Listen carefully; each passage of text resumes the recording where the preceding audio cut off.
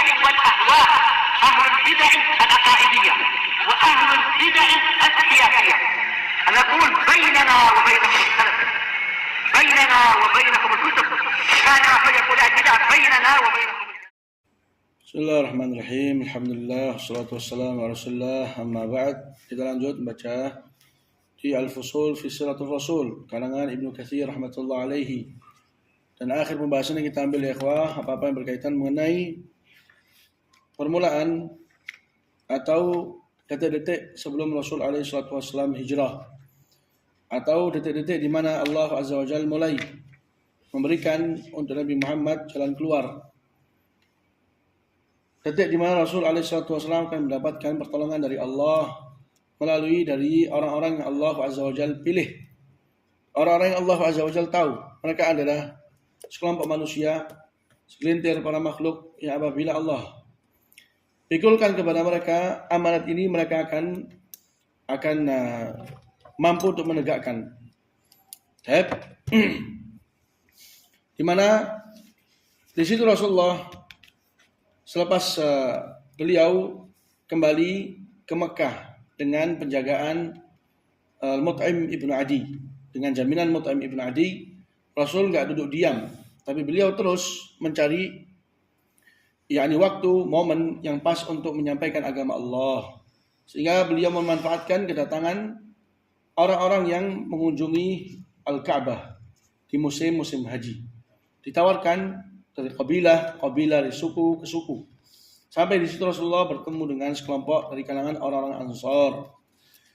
Sehingga mereka termasuk orang yang mengambil tawaran ini dan menjadikan tawaran itu salah satu masa depan yang cemerlang bagi mereka orang-orang Ansar, bahkan untuk anak cucu mereka.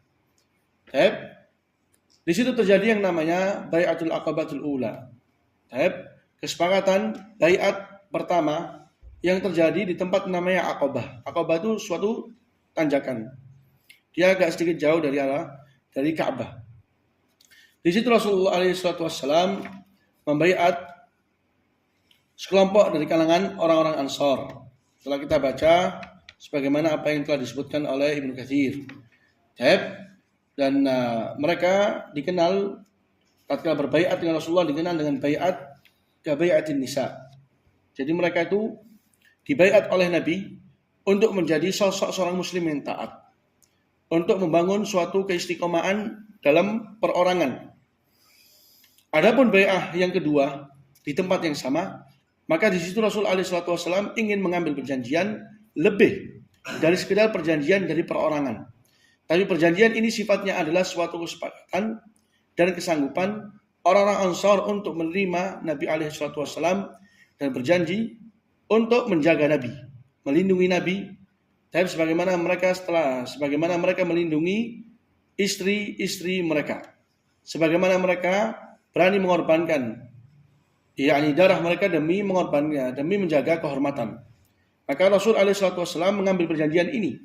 Maka perjanjian ini itu sifatnya adalah memanggil semua dari kalangan orang-orang Ansar yang sudah masuk Islam. Perjanjian yang pertama sifatnya adalah untuk membangun kepribadian yang mulia dalam diri setiap orang muslim. Sehingga ini semua menjadi jembatan dan pendahuluan untuk mereka bisa menyanggupi. Apa? Menyanggupi untuk siap menjadi tentara Rasul alaihissalam, pembela untuk Nabi, siap untuk meninggal karena Nabi, dan siap untuk membelanya. Sebagaimana mereka siap membela menjaga keluarga mereka. Itu bai'ah al-Aqabah yang kedua. Dan ini sudah sangat suatu waktu yang sangat mendekati detik-detik Nabi Muhammad diperintahkan untuk hijrah ke Madinah. Karena Allah mengetahui mereka ahlul Madinah akan menjadi orang-orang yang menunaikan amanat, orang-orang yang bisa terpegang janji mereka. Sehingga Rasulullah Rasulullah diperintahkan berangkat hijrah ke mereka ini. Karena mereka kaum yang akan apa? Yang akan Allah jadikan sebab bahan untuk kemenangan kaum muslimin, terbentuknya daulat yang akan tetap utuh, yang akan tetap ada sampai turunnya Isa bin Maryam.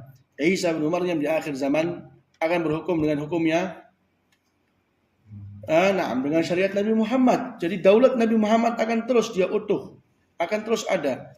Tapi itu berasal dan bermula dari segelintir para sahabat yang memiliki kejujuran, keberanian, pengorbanan. Dan itulah ya ikhwah yang namanya dakwah. Dakwah itu akan Allah Azza wa Jalla tolong. Dan akan Allah Azza wa Jalla berikan pertolongan, penjagaan kalau Allah mengetahui dalam diri mereka-mereka yang memegang dakwah itu kejujuran. Tidak lain kecuali ingin menyebarkan agama Allah. Titik. Tidak ada yang lain.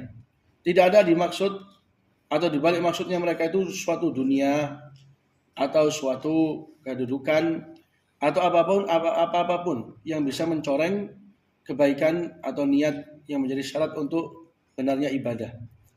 Ini lihat para sahabat, karena kejujuran mereka, Allah pilih Madinah akan menjadi tempat di mana munculnya daulat Islam, daulah Islamiyah akan menjadi daulah yang terbaik di permukaan bumi yang akan menggoncangkan semua kerajaan yang dikenal dengan apa? Dengan kekuatan, baik dari kalangan Persia atau dari kalangan Romawi. Mereka kemana wujudnya mereka dan kemana kesadaran mereka? Di tengah-tengah Nabi SAW merencanakan adanya bai'ah yang pertama, adanya bai'ah yang kedua. Padahal bai'ah pertama, bai'ah kedua itu salah satu jenjang dan salah satu sebab, salah satu takdir yang sedang Allah jalankan untuk kehancuran para pembesar-pembesar dunia ini. Tapi kemana detik-detik itu? Mereka-mereka orang-orang kafir di kala itu memiliki kerajaan yang sangat besar, bala tentara yang sangat agung, yang gak akan mungkin tertandingi oleh kaum muslimin di waktu itu. Bahkan kaum muslimin belum terbentuk. Itu hanya benih-benih apa? Buih-buih yang sedang Allah Azza wa Jalla bentuk. Masih belum ada wujudnya tentara atau komunitas, belum ada. Tapi kemana mereka? Kemana? Ini menunjukkan kalau Allah ingin menegakkan suatu dakwah, Allah tegakkan. Allah tegakkan. Karena yang paling cemburu untuk agama Allah, Allah itu sendiri. Allah lebih cemburu. Rasulullah mengatakan, "Atajabuna min ghairati sa'ad? Allah inni la'aghyar min. Wallahu aghyar minni." Tatkala Sa'ad ibn Mu'adz dia menampakkan kecemburuannya, Rasulullah mengatakan, apakah kalian merasa heran dengan kecemburuannya Sa'ad? Allah, saya ini lebih cemburu dari Sa'ad. Dan Allah lebih cemburu dariku. Jadi Allah lah yang menentukan di mana dakwah yang pantas. Allah lah yang akan menjaga. Allah lah yang akan menjalankan. Gak ada kita kecuali untuk mengusahakan bagaimana kita tetap istiqamah yang dikarenakannya kita diciptakan. Kita bukan diciptakan untuk menjadi orang yang madzhab pendakwah, menjadi orang yang memiliki pondok. Itu bukan karena itu Allah ciptakan kita. Allah ciptakan kita untuk menjadi taat, istiqamah sebagai hamba Allah. Kalau di situ ada kecocokan dan keahlian untuk kita berdakwah, maka Allah yang akan gerakkan. Kata Allah, Allahu a'lamu haitsu yaj'alu risalata. Allah lebih tahu di mana Allah akan meletakkan risalahnya, di mana? Tahu. Ini cocok dari utusanku, ini cocok dari utusanku. Ini cocok jadi para ahli waris utusanku. Allah lebih tahu. Lihat para sahabat, subhanallah. Bai'ah pertama, bai'ah kedua di tempat yang hitungannya itu menjauh, bukan tempat resmi, gedung dihadiri dengan para pejabat, enggak. Tempat yang artinya itu biasa, jalan. Mereka bertemu dengan apa adanya. Tidak ada di sana itu jamuan atau keistimewaan, tidak ada. Yang istimewa dalam diri mereka. Yang istimewa terdapat dalam hati-hati mereka. Yang istimewa itu dalam kelaki-lakiannya mereka, dalam siap mengorbankan harta mereka, darah mereka untuk agama. Itu istimewanya di situ, mewahnya di sana. Tapi kalau pertemuan dalam arti itu mewah, enggak ada. Itu Rasulullah diikuti oleh sekelompok dari para sahabat dari kalangan Al-Ansar yang sudah masuk Islam. Kemudian mereka berbaiat. Selepas mereka berbaiat, Rasulullah mengutus Mus'ab ibn Umair sebagai apa? Sebagai pendakwah, da'i ke sana. Beliau apa? Pendakwah, da'i dan menjadi imam, mengajarkan mereka apa? Al-Quran. Karena di waktu Al-Aus wal Khazraj, sebelum datangnya kabar Nabi dan sebelum Rasulullah sampai kabarnya di Madinah, telah terjadi peperangan di salah satu tempat yang dikenal dengan apa? Bu'adz. Yang dikenal dengan apa? Bu'adz. Makanya Aisyah radhiyallahu taala anha pernah menyebutkan kana yaumu Bu'adz yauman qaddamahu Allah li rasulih. Jadi yaum Bu'adz, hari peperangan antara Al-Aus dengan Al-Khazraj, itu suatu hari yang sedang Allah kedepankan untuk nabinya. Ini peperangan yang terjadi ini, itu peperangan menjadi sebab kenapa orang-orang Ansor mampu dan mudah menerima agama Islam. Sehingga mereka menjadi para penolong Nabi. Waktu di mana Nabi sangat haus dengan para penolong, para orang-orang setia. Ini orang-orang Al-Ansar, orang-orang Madinah, Al-Aus wal Khazraj, perang di Yaum Bu'ath. Mereka apa? Perang. Tatkala terjadi peperangan, dari kalangan Al-Khazraj terbunuh pemimpin dan kepala-kepala mereka. Dari kalangan Al-Aus pun demikian. Pemimpin-pemimpin mereka, orang-orang yang mulia, pemuka terbunuh. Maka nggak tersisa kecuali yakni yang melanjutkan, yang mengambil alih dari kalangan anak cucu mereka. Tentunya pemimpin ketua yang dikenal dengan mulia dan kedudukan dan pemuka itu lebih sulit untuk menerima Islam dari mereka-mereka yang bawahan. Tapi tatkala terbunuh di semua, untuk memaku mereka-mereka supaya tetap di atas agama nenek moyang sudah nggak ada. Sehingga mereka akan memiliki keputusan secara bebas. Yang ini diambil dengan Usaid bin Hudayr, yang ini diambil dengan Sa'ad bin Ubadah atau Sa'ad bin Mu'adz. Setiap dari Al-Aus wal Khazraj, mereka memiliki kegampangan untuk memilih jalan yang kiranya ini baik dan ini yang akan menjadi kemenangan dan kejayaan bagi mereka. Jadi Yaum Bu'ath, hari di mana perangnya Al-Aus wal Khazraj, itu sebab di mana Allah ingin jadikan mereka orang-orang Ansar penolong untuk Nabi SAW. Sehingga waktu bertemu dengan Nabi, di situ ada respon, ada keselarasan antara jiwa-jiwa mereka dengan dakwah ini. Selaras. Langsung ada respon yang bagus. Dan mengatakan inilah dakwah yang kalian itu, atau inilah seorang Nabi yang kalian selalu diancam oleh kaum Yahudi untuk mereka memerangi kalian dengan Nabi ini. Akhirnya mereka ambil dan mereka berjabat tangan dengan Nabi, berbaiat. Di bai'atul Aqabah yang pertama, dan ini di bai'atul Aqabah al-Thaniyah. Bai'atul Aqabah al-Thaniyah.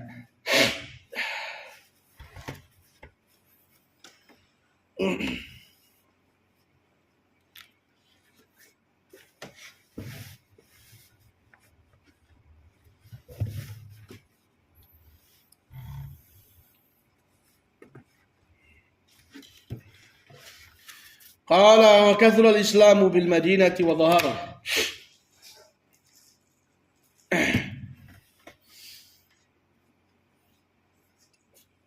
Jadi mulailah Islam itu menyebar dan mulailah nampak dengan dakwanya Mus'ab ibn Umair dan juga dengan dibantu oleh Amr ibn Umi Maktum. Mereka berdakwah di sana sampai akhirnya Islam salah satu pemimpin dari Al-Khazraj yaitu Usaid ibn Hudayr, dan juga Islam di tangannya Mus'ab ibn Umair, Sa'ad ibn Mu'adz. Keduanya adalah pemimpin yang dimana pasti pemimpin ini kalau masuk Islam punya pengaruh terhadap kaumnya, punya pengaruh terhadap bawahannya. Sehingga dikarenakan kedua ini, pemimpin Islamnya keduanya ini menjadi sebab untuk Islamnya banyak dari kalangan penduduk Madinah, laki maupun perempuan. Akhirnya kata Ibnu Katsir, wa kathrul Islamu bil Madinah wa dhahar. Islam itu di Madinah mulai banyak. Wa dhahar. Dhahar itu menonjol, nampak. Oh, ini dakwahnya nampak. Qala thumma raja'a Mus'abun ila Makkah. Mus'ab ibn Umair dia kembali ke mana? Ke Mekah. Qala wa wafal mawsim dhalika al-'am khalqun katsirun min al-ansari min al-muslimin wal musyrikin. Di waktu itu Mus'ab ibn Umair pas dia datang di musim haji di tahun 13. Di tahun itu datang banyak dari kalangan manusia dari kalangan Al-Ansar. Banyak kaum Al-Ansar yang berdatangan kemana? Ke Mekah di musim haji tahun 13. Di tahun itu juga Rasulullah hijrah ke Madinah. Tapi ini salah satu pendahulu dan muqaddimah yang paling dekat dengan detik-detik Rasul SAW hijrah. Kapan? Di tahun ke-13.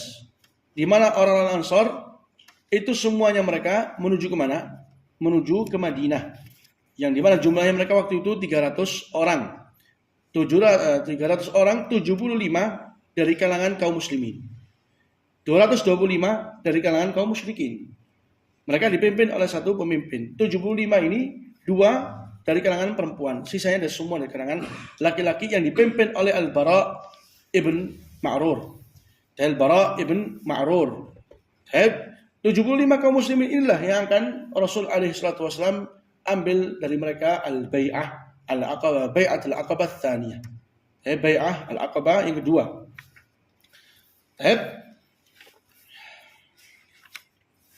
Insyaallah besok kita lanjutkan. Subhanakallahumma rabbana wa bihamdika la ilaha illa anta astaghfiruka